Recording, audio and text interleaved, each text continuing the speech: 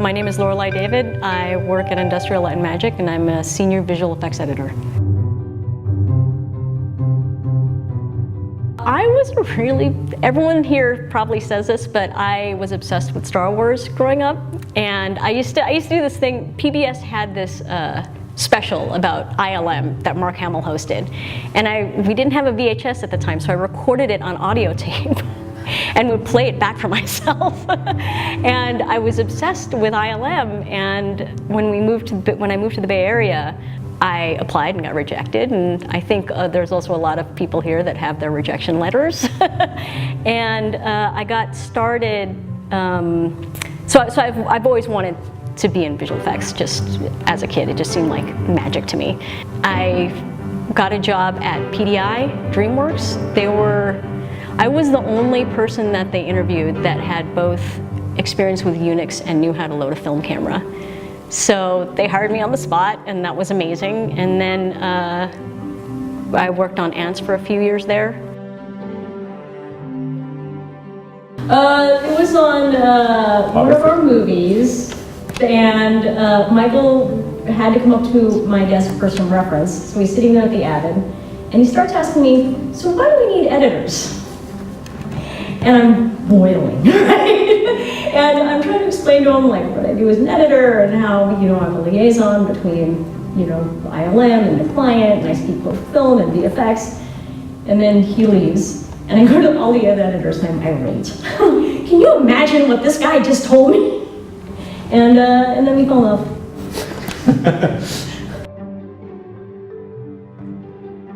We all get up. The kid wakes up at around 6 or 7, and then it's a mad scramble to try to get our, food in him, try to get him dressed, try to get him brush his teeth. I mean, just regular morning things. We have one bathroom, so it's a struggle to get everyone oriented and, get ready in time. And so that definitely takes a lot longer than it used to be. Before I had a kid, I would just roll out of bed and it's lucky if I could take a shower. And now it's lucky if I can take a shower just because we're all scrambling. And we all pile into the car. Jules decides whether we're going to drive past the construction vehicles or the fire station. And so we take whatever route he chooses. And then we get in the daycare, and he's very excited to see all of his friends. And then depending on how hectic our schedule is, I might need to have Michael drop off Jules while I go to my desk, or vice versa. But normally we try to have it that the both of us drop him off, because we want to make sure that he knows that we're both there for him. We're really lucky here at ILM because we have a daycare, and I've never thought of the daycare before when I didn't have a kid, and I always thought that the daycare was really cute. I thought, oh look, it's the kids zoo, and look at all the kids, and they're playing, and they're so happy. And then when I became a mom, I was like, this is the most amazing thing. And I don't understand why every company doesn't have this, and I really hope that it becomes something that all companies can embrace, because there's no way I would have been able to maintain the schedule that I have under the stress that I'm under without the daycare there to support me and our family. And so I'm grateful about that. I am so lucky to have Lorelei in my life, but just the mutual respect and the support structure that comes from it, having been here both been here for so long, and having that sort of understanding of the shorthand when you can just be like, oh, Scott needs me to stay for an extra 20 minutes. Can you grab the kid? That's all that needs to be said. Yep.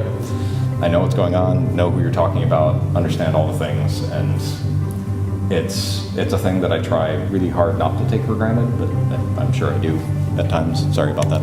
We do a lot of tag teaming, so yes. There's definitely a lot of, I have to hand this off to you because this other thing has to be handled. But we do make it a priority that we all go home together, and we all have dinner together.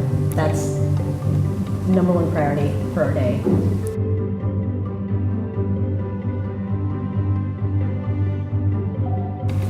I remember a conversation that we had, and we've had a couple of times, but of like what our family traditions are, and having to realize that you have to establish those.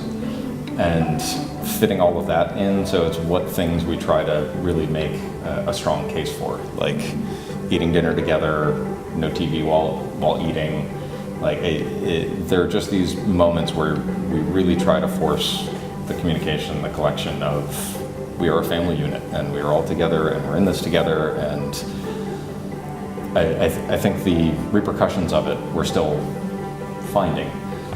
The advice that I would like to give, and I think some people might appreciate it here, is I've recently started to learn to program Python, and it has helped immensely, and I think it would help in this industry to get a little bit of coding under your belt, regardless of what you do. It's not something that's necessary for an editor, but I found it really helpful.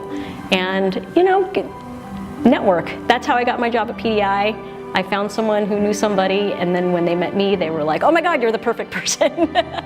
So it's a lot of networking. It's a lot of just having a big passion for what you do, and knowing that if you want to get ahead, you're going to have to work a lot of really hard hours.